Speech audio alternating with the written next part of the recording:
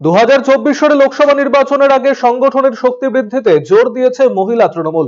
এর জন্য জনসংযোগ সারার পাশাপাশি রাজ্যের বিভিন্ন প্রকল্পের সুযোগ সুবিধা বাড়ি বাড়ি পৌঁছে দিতে একাধিক কর্মসূচি নিয়েছে তারা।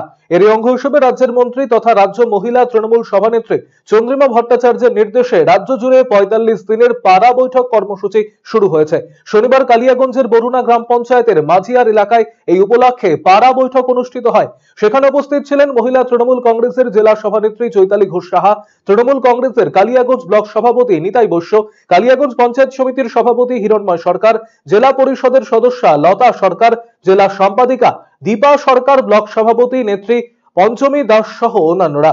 এদিন কেন্দ্রীয় সরকারের বিভিন্ন জনবিরোধী নীতির প্রতিবাদে সরব হওয়ার পাশাপাশি লক্ষ্মীর ভান্ডার প্রকল্প তুলে ধরা হয় এই পাড়া বৈঠক কর্মসূচিতে।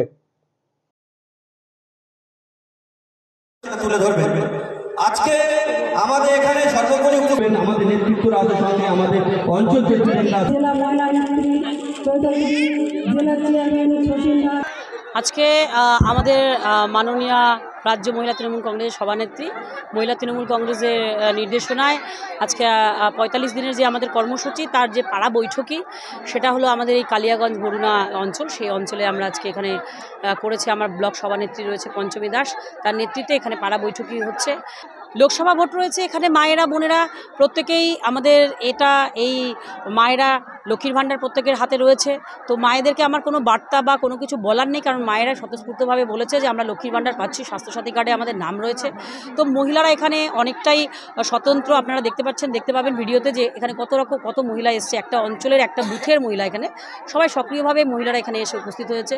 তো মায়েরা নিজেরাই খুব উৎসাহিত যে লোকসভা ভোট নিয়ে, যে এবার আমরা এবার আমরা 1900 মাইনাস ছিলাম, 2100 মাইনাস দিয়েছিলাম, এবার মাইনাসে আমরা অঙ্কের পরিভাষায় প্লাস আমরা অবশ্যই করব।